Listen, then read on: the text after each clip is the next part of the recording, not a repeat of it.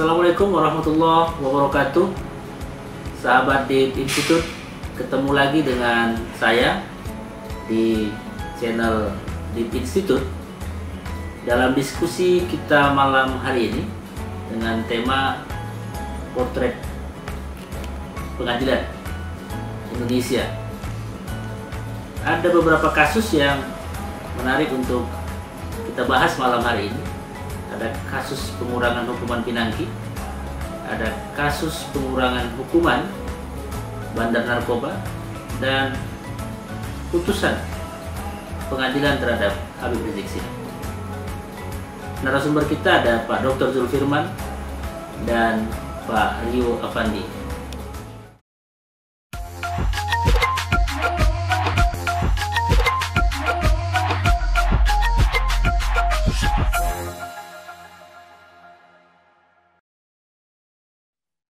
Bismillahirrahmanirrahim. Assalamualaikum warahmatullahi wabarakatuh. Selamat malam dan salam sejahtera bagi kita semua. Sahabat Deep Institute dimanapun Anda hari ini berada, semoga senantiasa diberikan kesehatan dan terus merencanakan hal-hal terbaik dalam berproses di kehidupan ini, dan insya Allah masuk kategori orang-orang yang sukses baik dunia maupun akhirat. Senang sekali malam hari ini kita kembali bertemu dalam forum diskusi yang biasa sudah kita rencanakan beberapa kali sebelum ini, dan malam hari ini tentu sangat berbahagia karena sahabat Deep Institute akan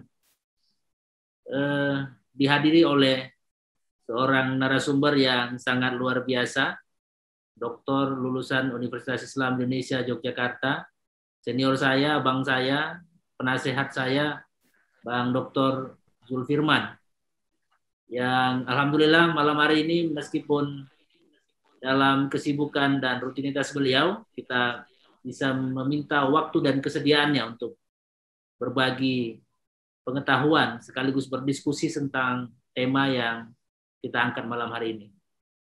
Juga ada Bang Rio, Direktur Deep Institute yang juga setia menemani.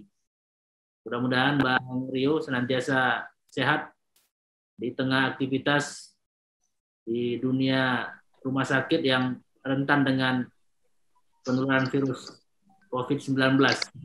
Malam hari ini tema kita menarik ini terkait dengan putusan pengadilan 4 tahun bagi Habib Rizik Syihab di-compare dengan pengurangan hukuman menjadi 4 tahun Jaksa Pinangki.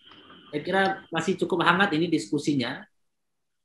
Meskipun barangkali ini sudah mulai tenggelam karena dihantam dengan isu baru soal pengetatan kegiatan bermasyarakat di ibu kota dari mulai tanggal 3 sampai 20 untuk wilayah Jawa dan sekitarnya, termasuk juga di luar Jawa, yang dalam rangka tentu mengantisipasi penularan COVID-19.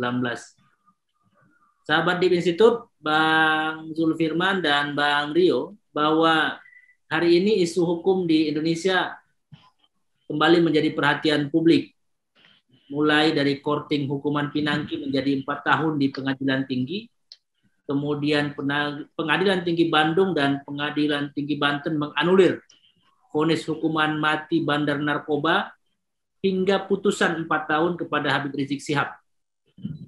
Menurut Dr. Abdul Jamil dalam sebuah tulisannya, ketika berbicara tentang pengadilan, menurut beliau perlu digarisbawahi bahwa yang paling tinggi bukanlah lembaganya, katanya begitu, melainkan nilainya, yaitu nilai keadilan itu sendiri. Sebab lembaga pengadilan itu tugasnya adalah menegakkan nilai keadilan tersebut.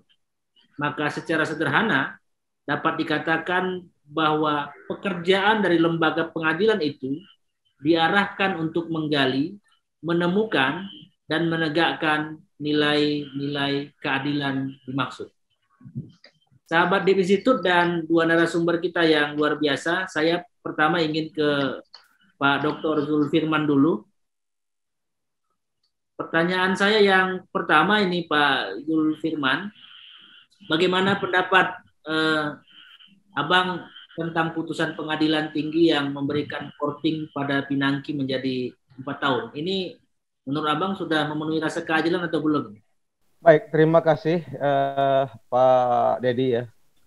Ini saya sangat sangat serius dan sangat berterima kasih atas kesempatan dari institut untuk berbincang-bincang terhadap putusan atau aktivitas pengadilan di Indonesia, khususnya kasus si Pinangki dan HRS ya. Ada yang menarik ya, saya lihat dari putusan si Pinangki ini. Pada tingkat pengadilan pertama, dia itu dihukum 10 tahun. Dihukum 10 tahun.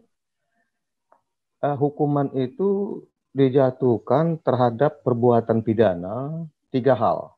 Pertama, dia melakukan mufakat jahat. Kemudian yang kedua, cuci uang. Dan yang ketiga, menerima suap. Konteks kejahatannya itu adalah tindak pidana korupsi. Yang menarik di sini, ya, ada yang saya lihat sesuatu kejanggalan atau suatu yang perlu kita telusuri ya. Pada kesempatan ini saya sebenarnya tidak ingin melihat secara subjektif, tapi saya hanya coba melakukan eksaminasi. Ya, eksaminasi itu artinya kita mencoba mempertimbangkan dan menilai ya, putusan pengadilan dari sisi akademis. Memang kalau kita lihat dari hukum yang berlaku, ancaman setiap tindak pidana itu ada yang maksimal, kemudian ada yang minimal.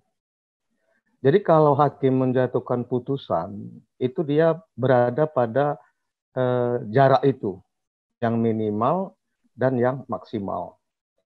Nah, bagaimana hakim menentukan seseorang itu dihukum berat atau tidak? Itu kita lihat dari cara dia melakukan tindakan itu dan dampak dari perbuatan itu. Nah, yang anehnya, ini yang saya menjadi pertanyaan secara akademis. Pinangki ini kan dihukum karena melakukan tindak pidana korupsi. Padahal di negara kita ini, bangsa kita ini sudah mensepakati bersama bahwa tindak pidana korupsi itu adalah tindak kejahatan yang luar biasa. Dia tidak hanya melanggar hak-hak ekonomi negara, tapi juga melanggar hak-hak asasi warga negara. Ini yang saya lihat. Anehnya, pada tingkat pengadilan pertama dihukum 10 tahun, kemudian pada tingkat pengadilan tinggi dikurangi sehingga menjadi 4 tahun. Ini yang menarik dikaji adalah alasan pertimbangan hakim memberi pengurangan hukuman itu. Sesungguhnya ini saya lihat. Apakah bukan harus diperberat? Itu pendapat saya. Mengapa harus diperberat? Pinangki itu kan orang yang betul-betul sebagai pelaksana eksekutif dalam rangka melakukan penuntutan terhadap tindak pidana. Dia berfungsi sebagai alat negara dalam rangka menjalankan dan menegakkan aturan hukum dalam rangka menuntut seseorang melakukan tindak pidana. Seharusnya dia sungguh-sungguh harus menjadi tauladan dan menjadi panutan dalam rangka penegakan hukum. Anehnya, dia yang melakukan tindakan hukum diberi pula pengurangan hukuman. Ini yang saya bilang, gimana ya? Sisi nilai keadilannya kok apa ya pertimbangannya? Dan saya lihat pertimbangan yang dibuat oleh Majelis Hakim Pengadilan Tinggi, saya coba menelusuri kasus dia, itu ada yang menarik. Ya, pertama, dia mengaku salah. Oke, orang mengaku salah, bisalah dikurangi hukumannya. Tapi pertimbangan itu seharusnya tidak berhenti di situ saja. harusnya dalam rangka dalam rangka kesepakatan politik kita bersama memberantas tindak pidana korupsi, seharusnya itu yang harus didahulukan. Apalagi seharusnya si Pinangki ini kan memberantas tindak pidana korupsi, mewakili negara, karena dia kan mewakili eksekutif sesungguhnya alat negara. Kemudian ada pertimbangan hakim lagi di tingkat pengadilan tinggi yang mengatakan dia diberi pengurangan hukuman karena dia bersedia dipecat. Lah ini pertimbangan apa ini? Itu yang saya nggak bisa pikir. Nah, hukum itu mengatakan kalau orang salah dalam apa saja, dalam peraturan pegawai negeri sipil saja, kalau orang bersalah ya diberhentikan. Baca aja undang-undang aparatur sipil negara. Apalagi tindak pidana korupsi. Kalau dia dihukum 2 tahun, itu mungkin ada pertimbangan. Tapi ini kan dihukum 10 tahun. Itu yang saya kadang-kadang jadi berpikir-pikir juga gitu. Kok bisa begini gitu. Padahal kita harus sadar bahwa peradilan itu adalah pusat peradaban suatu bangsa.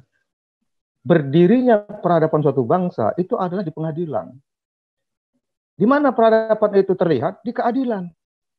Ini yang kadang-kadang kita kok seakan-akan hukum itu dilakukan, dikerjakan hanya sebagai rutinitas pekerjaan saja. Nilai-nilai humanismenya, nilai-nilai keadilannya, kemartabatan manusianya, itu kelihatan sudah tidak menjadi pertimbangan hakim lagi. Itu pertimbangan yang kedua. Ya, ikhlas diberhentikan, ringankan hukumannya.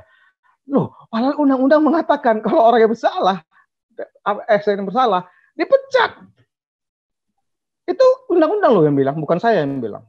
Itu ya kadang-kadang saya menarik, seakan-akan saya lihat, ini pengurangan hukuman inti pakai tanda petik ya, ada sesuatu gitu. Apalagi konteksnya mengurus untuk tidak mengeksekusi. Ya ini kan, itu kasusnya kan di situ kan. Dia mengurus supaya si Chandra jangan dieksekusi, dimintalah pengurusan dia. Aneh kan? Jaksa itu penyelenggara pengeksekusi putusan pengadilan.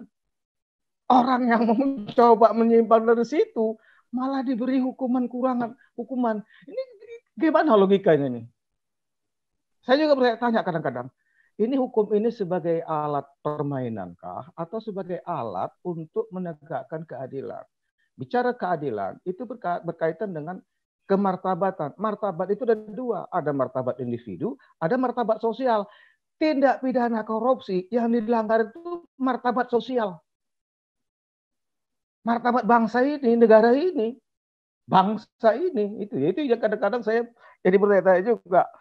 Kemudian inilah dia menarik, ya alasan pertimbangan hukum yang mengurangi hukuman Pinangki. Dia punya anak 4 tahun. Saya mau lihat ya banyak kasus. Saya dulu mesti ingat kali COVID untuk siapa? Yang ITE yang kecewa terhadap rumah sakit dihukum. Melahirkan dia menyusui di penjara. Kok pertimbangannya kok macam-macam yang ya dibuat-buat gitu ya. Atau begini, seakan-akan hakim itu hanya dialah yang tahu hukum. Sebenarnya hakim sama kita-kita ini, yang orang-orang hukum juga sama ajanya. Ilmu hukumnya, pengetahuan hukumnya, teori hukumnya. Yang lebih beda, dia punya kekuasaan itu aja sama dengan kita. Itu makanya pendapat hukum atau penemuan-penemuan hukum dilakukan oleh ahli itu belum menjadi hukum. Tapi dia baru menjadi hukum apabila digunakan oleh hakim. Jadi kan bedanya cuma kekuasaan aja. Itu yang kadang-kadang menjadi saya kadang-kadang berpikir-pikir gimana ya penegakan hukum di Indonesia. Jadi saya melihat ini perilaku penegak hukum dalam rangka menegakkan hukum dan keadilan. Di Undang-Undang Pokok Kehakiman disebutkan hakim itu tugasnya adalah menegakkan hukum berdasarkan keadilan dan Pancasila. Itu yang alasan kedua. Kemudian lagi alasan yang keempat, ya saya coba cermati nih alasan pertimbangan kenapa di courting ya. Macam bisnis saja ya, ada courting ya. Nggak ngerti juga saya. Katanya karena wanita, nah ini yang jadi menarik lagi. Saya kadang-kadang pertimbangan ini jadi bertanya-tanya. Karena dia wanita, perlu mendapat perlindungan. Nah, ini jadi masalah. dalam pasal hukum pidana itu tidak pernah dibicarakan unsur barang siapa itu nggak peduli laki-laki, nggak peduli perempuan. Karena hukum itu menjamakan semua. Tidak ada jenis kelamin, tidak ada perbedaan bangsa, tidak ada warna kulit, tidak ada agama. Ini karena dia perempuan dikasih perbedaan perlakuan. Loh, dalam proses penegakan hukumnya kalau dia bersalah, memang bisalah diperlakukan seperti itu. Tapi dalam rangka memberikan hukuman akibat perbuatannya, nggak ada alasan pembedaan gender. Nggak ada alasan. Karena hukum itu sama, laki-laki perempuan sama aja. Mungkin karena Tapi cantik. emansipasi. Mungkin juga itu. Atau ini hakimnya lihat juga tuh, karena cantik itu. Ini karena terlalu banyak poles dia ini ya. Kemudian yang kedua lagi, ada pihak lain yang terlibat. Nah, ini ada pihak lain terlibat. Berarti kan ada dalam hukum, ini kan denaming atau turut serta. Kalau turut serta, maka ada perbedaan-perbedaan hukuman. Bukan cara mengurangi hukuman. Itu yang saya apakan. Seharusnya pertimbangan dia turut serta itu sudah ada di pengadilan tingkat pertama. Jadi kalau menurut saya tidak layak, tidak pantas, tidak adil, tidak patut kalau alasan ini dijadikan dasar untuk mengurangi hukuman si pinangki. Itu pendapat saya, Pak Dinda. Sebelum ke Bang Rio, Bang, saya ingin lanjut dulu nih.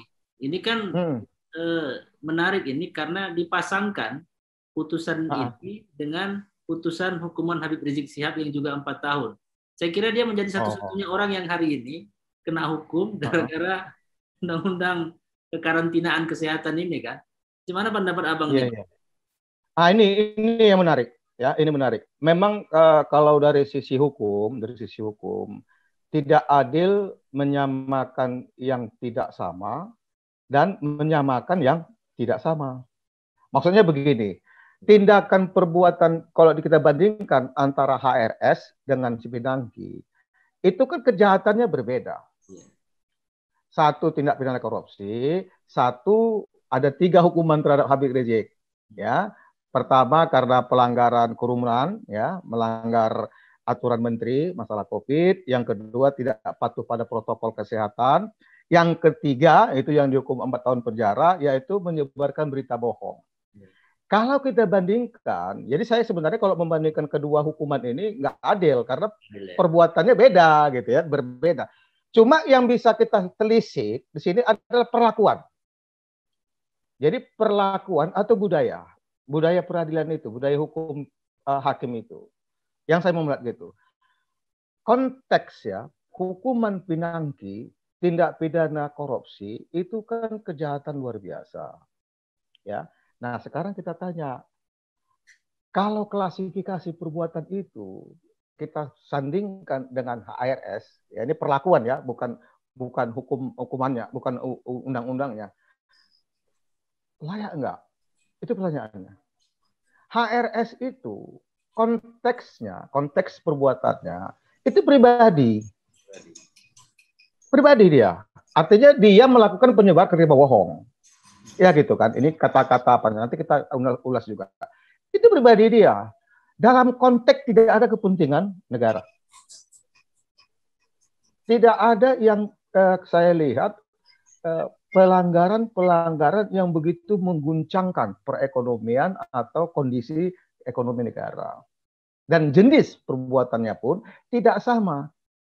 Artinya menyebarkan berita bohong itu bukan kejahatan luar biasa. Ini yang saya lihat. Ya. Nah, sekarang perbuatannya yang bukan kejahatan luar biasa, ya, dia dituntut 8 tahun ya, dihukum menjadi 4 tahun. Ini menarik. Dan anehnya, berturut-turut dia disidangkan. Pertama masalah tadi pelanggaran protokol kesehatan, yang dihukum dia hukuman 8 bulan, kemudian melanggar tidak patuh protokol kesehatan, yang melanggar 5 bulan denda 20 juta. Saya ingat kali nih, 20 juta saweran semua orang untuk bayar dendanya gitu kan. Kemudian yang terakhir ini dia dihukum 4 tahun karena berita bohong.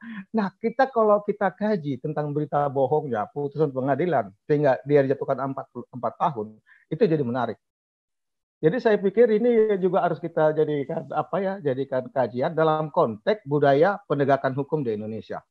Karena merusak ini Bang, masyarakat jadi melihat keadilan itu kok seperti ini gitu kan. Terlepas, saya setuju bahwa ini dua kasus yang berbeda, tidak mungkin sama perlakuan hukumnya, tapi masyarakat melihatnya kok yang ini korupsi uang negara, kemudian ada pencucian uang, kemudian ada terima suap, ada permufakatan jahat, hukumannya dikurangi. Ini yang siogianya hukumannya cukup bayar denda 20 juta itu udah dibayar, kok ini malah kena hukuman lagi, kemudian tambah lagi gitu. Saya kira ini yang saya bilang tadi, perlakuan. Jadi orang masyarakat melihat perlakuan. Kok perlakuan penegak hukum ini, khususnya hakim atau pengadilan, kok aneh gitu ya? Kok hilang rasa keadilannya gitu. Apalagi kalau kita banding-bandingkan tadi, rasanya masyarakat umum mengatakan, wah ini kan luar biasa perbuatannya. Sedangkan Habib Rizik kebohongan. Dan belum kita kaji loh, belum kita kaji pertimbangan hakim yang mengatakan dia bersalah. Itu jadi menarik juga gitu. Itu jadi menarik juga. Dan dasar hakim memberikan hukuman kepada dia. Kan kalau hakim itu punya kewajiban untuk memberikan hukuman, itu mempertimbangkan hal yang meringankan, hal yang memberatkan.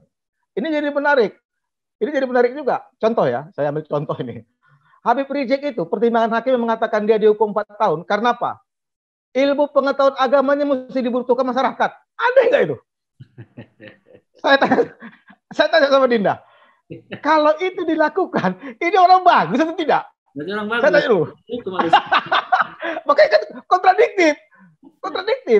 Makanya saya kadang-kadang, aduh gimana ini? Kok itu nggak jadi pertimbangan? Hakim itu ambigu. Saya maaf ya, ada tanda petik. Seakan-akan perkara dia ada pesanan. Kesannya seperti itu. Atau perkara dia masalah politis, bukan masalah hukum murni. Itu yang saya lihat. Baca pertimbangan pertimbangan di hakim itu. Karena diberikan hukuman karena dia ilmu pengetahuan agamanya mesti dibutuhkan masyarakat.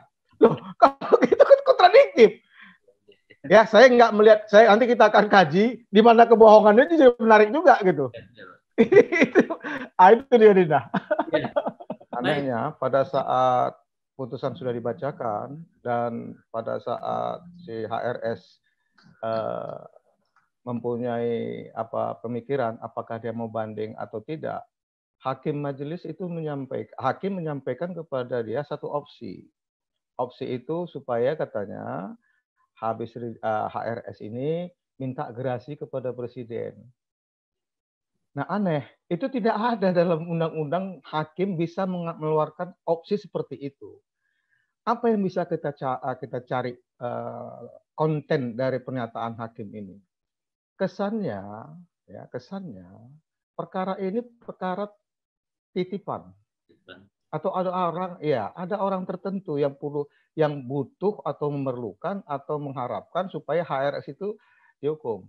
Satu lagi, gerasi itu kan diberikan hak kepada terpidana. Nah, sedangkan ini aja belum berkekuatan hukum tetap. Mesti diberi kesempatan dia pikir-pikir atau banding. Kok sudah dibilang gerasi? Nah, ini saya bilang budaya penegakan hukum kita ini kok aneh gitu. Apa ya? Ada kesan macamnya ditakuti nih HRS ini gitu. Ditakuti, siapa yang nakuti itu jadi pertanyaan juga gitu. Artinya kesannya tidak murni ya. Artinya kesannya penuntutan atau dihukumnya si HRS ini tidak murni satu bentuk kejahatan. Ada kesan dipaksakan supaya dia dihukum lebih berat. Apalagi dia ada dihukum 3 kali ya. Ada 3 kali hukuman sama dia itu. Jadi kok dijumlahkan semua hukuman itu 4 tahun lebih itu loh. Hampir 5 tahun itu. 1 5 tahun, 1 8 bulan, 1 5 bulan. Yang terakhir 4 tahun. Jadi alasan 5 tahun dia. 5 tahun 2 bulan dia jadi dalam hukuman tuh. Aduh, nggak ngerti saya ya. Itu yang saya menariknya. Artinya kok sampai keluar. Tawaran minta gerasi ya Bang. Iya. Orang belum tahu dia menerima hukuman kok suruh minta gerasi. Kan aneh itu kan. Aneh itu. Gerasi itu diberikan kepada terpidana yang sudah menjalani hukuman.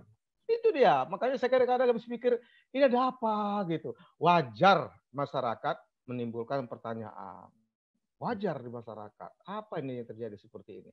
Wajar juga masyarakat membanding-bandingkan dengan perkara-perkara lain. Apalagi tadi belantar narkoba dihukuman mati, tahu-tahu dihukuman 20 tahun gitu kan. Oh, betul, Pak. Jadi kadang-kadang ya, jadi ini yang jadi problem dalam penegakan hukum Indonesia. Artinya apa? Budaya hukum kita itu seluruh ya, maaf ya, ini saya coba menyampaikan secara akademis saja. Menjadi diragukan pengadilan itu tempat pencari keadilan dan penegakan hukum. Jadi diragukan. Itu yang perlu saya tambahkan tadi sebelum Dinda. Iya ya. Ini lah. Terima kasih, Bang. Saya kira langsung Ya, ke sama-sama. Bang Rio nih. Minta pandangan Abang soal paling tidak tadi ada 3 case yang kita contoh tadi. Soal kondisi beberapa putusan pengadilan kita yang belakangan mengusik rasa keadilan masyarakat ini. Baik. Bismillahirrahmanirrahim. Assalamualaikum warahmatullahi wabarakatuh. Salam. Selamat malam Bang Dedi dan Pak Zulfirman, guru saya ya.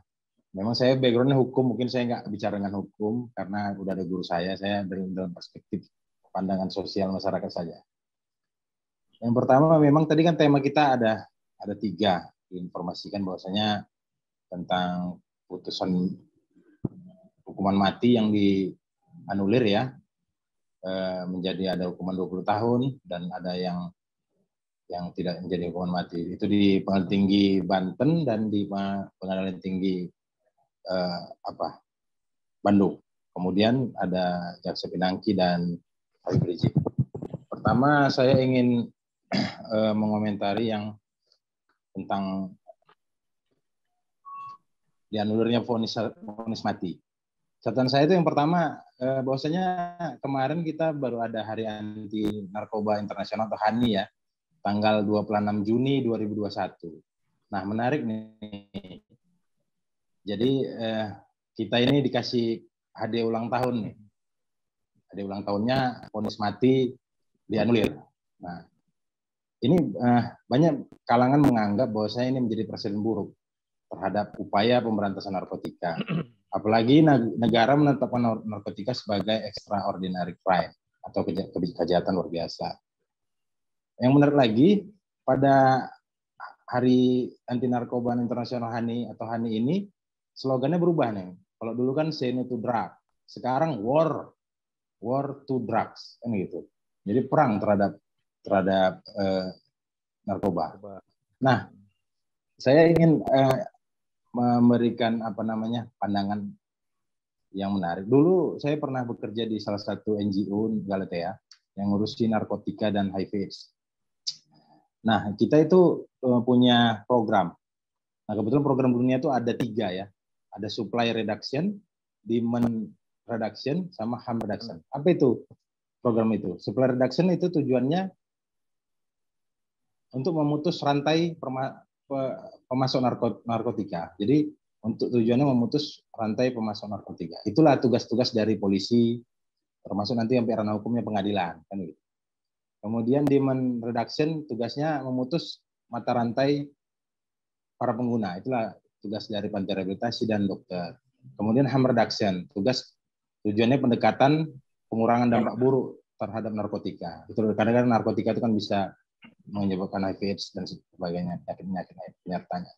Nah, ini akibat putusan ini yang di Pengadilan Tinggi itu tidak sejalan ya sama gerakan dunia, bahkan gerakan hari ini Indonesia yang slogannya war to drugs gitu. Jadi ini suatu hal yang mengkhawatirkan sebenarnya.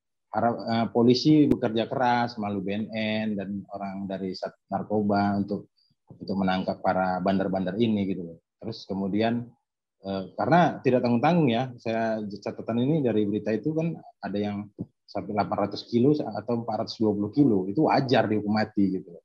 Walaupun memang dalam pengadilan mungkin bagaimana kedudukannya kan, bisa jadi mereka bisa jadi sebagai kurir gitu ya, tapi masih menganggap tidak sejalan dengan agenda perang terhadap narkoba ini. Kemudian yang kedua tadi pembahasan juga sudah dibahas sebelumnya oleh Pak Zulfirman tentang Pinangki ya, Jaksa Pinangki.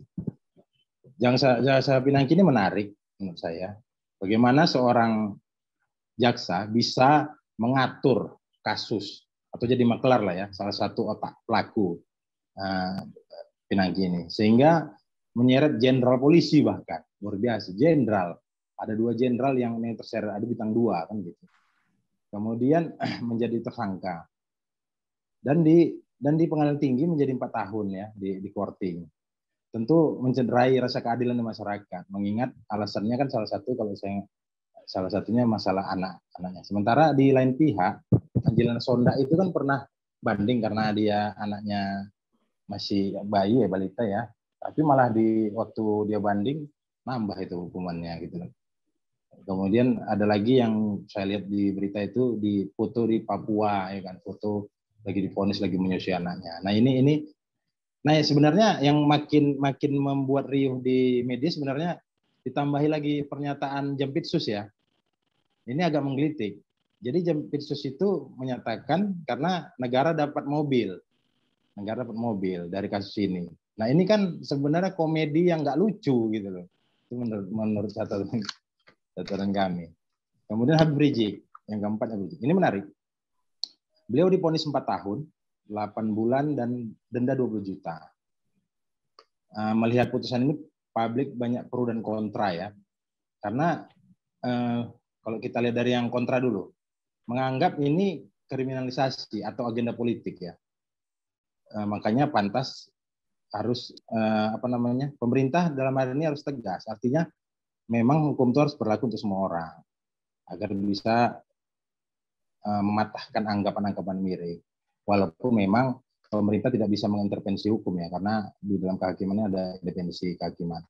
Tapi ini jangan jadi hari ini mungkin ada oknum-oknum yang memanfaatkan situasi, bisa ini istilahnya ini bisa digoreng ya. Kalau dari kacamata publik ini bisa digoreng oleh pihak-pihak yang memang ingin membuat suasana atau membuat opini pemerintah tidak baik gitu. Makanya ini perlu memang perhatian dari semua pihak.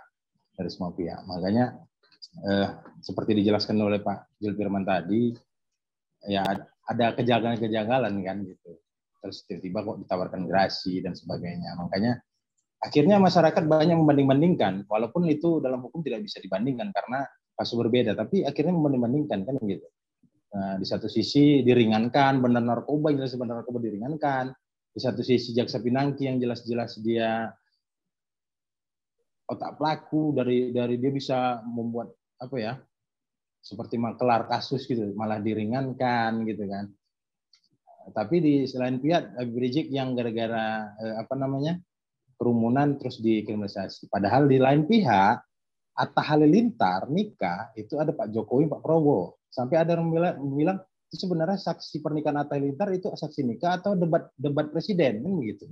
Kayak gitu-begitu. Nah, ini kan harus di pihak istana harus bagaimana meminimalisir dugaan opini masyarakat ini gitu. Jangan sampai ini dimanfaatkan oleh pihak-pihak yang tidak bertanggung jawab untuk membuat negara ini. Itu tanggapan dari saya pertama, Bang Didi. Terima kasih. Terima kasih Bang Rio. Menarik sekali nih diskusi kita ini karena memang lagi masih sangat hangat saya kira kasus-kasus yang tersaji di hadapan kita dan kemudian mengundang rasa kecurigaan dalam tanda petik pada berbagai kesimpulan dan putusannya dan sekaligus mengusik rasa keadilan masyarakat kita yang selama hari ini dipertontonkan dengan sajian-sajian yang sepertinya hari ini yang kita terima itu adalah putusan apapun ya sudah, pokoknya terima aja lah, kira-kira gitu. Jangan ada protes-protes lagi, pokoknya ini putusan, ikut saja lah dengan keputusan ini. Saya kira Bang Jul Firman, menurut Abang dengan carut-marutnya situasi hukum kita, apa saran Abang untuk kondisi ini, Bang? Pertama gini ya, penegakan hukum itu masuk kategori pekerjaan profesi.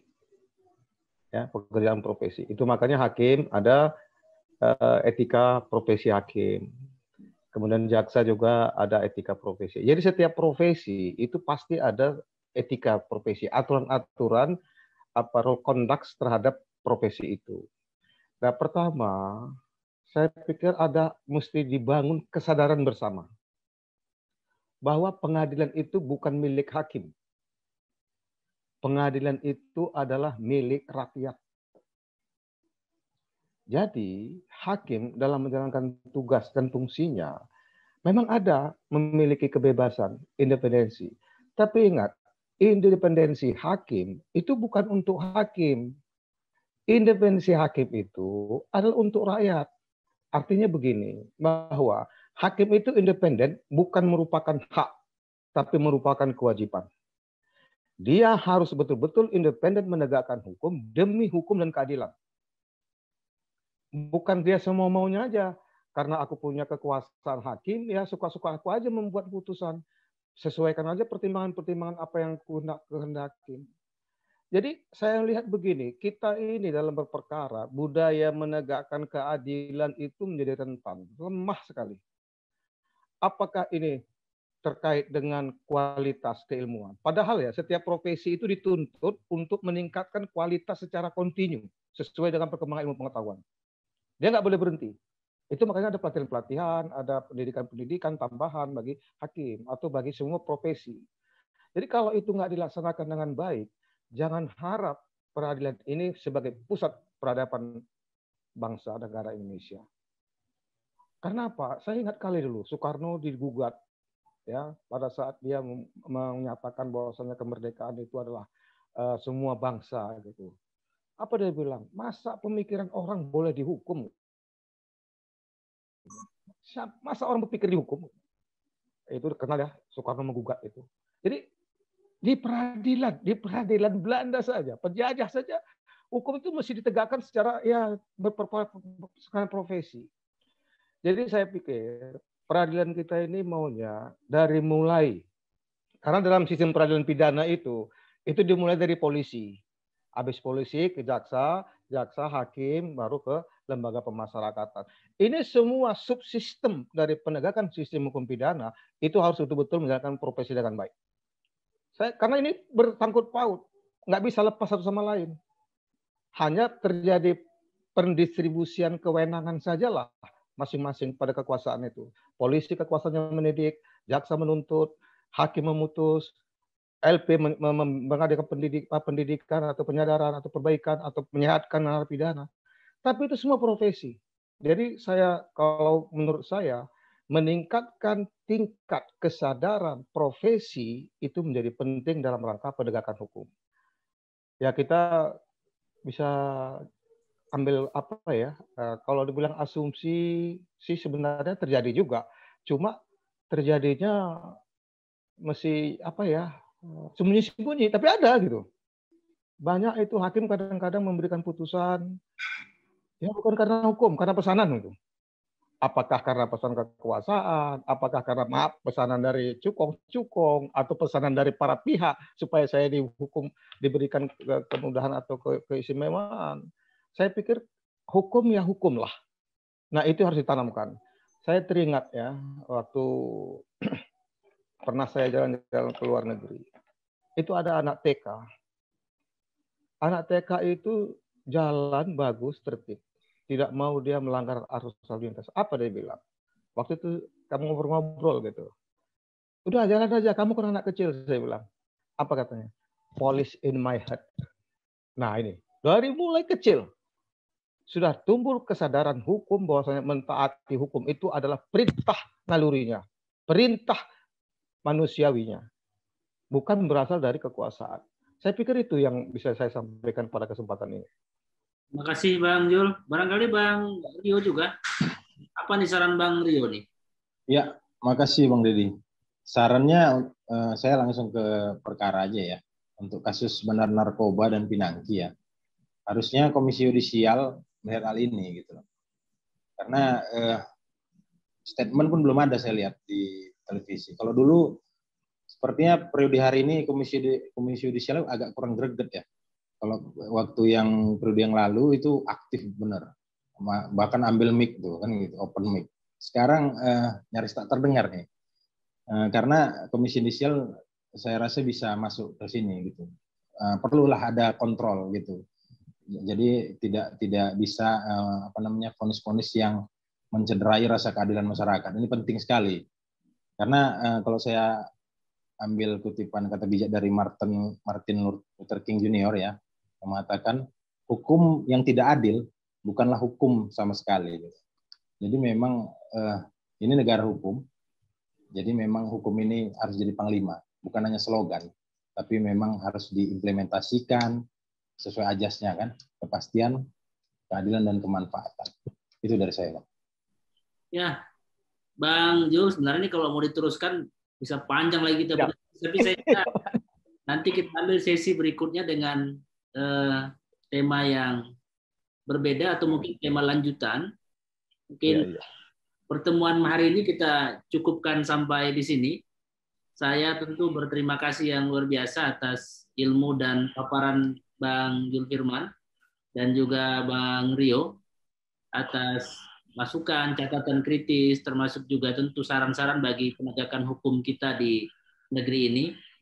Sebagai penutup, saya ingin menyampaikan apa yang pernah disampaikan oleh Jonathan Swift, seorang penulis dari Inggris, mengatakan begini, hukum itu seperti jaring laba-laba, katanya, yang mungkin menangkap lalat-lalat kecil, tetapi membiarkan tawon menerobos. Kita berharap hukum Indonesia jangan sampai hanya menangkap lalat-lalat kecil dan membiarkannya besar-besar kemudian bebas berkeliaran.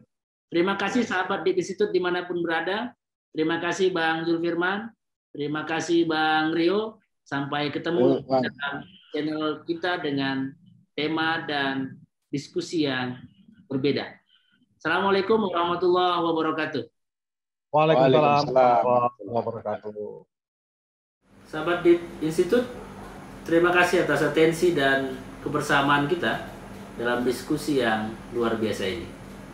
Jangan lupa tonton terus channel ini, like, share, dan subscribe. Terima kasih. Assalamualaikum warahmatullahi wabarakatuh.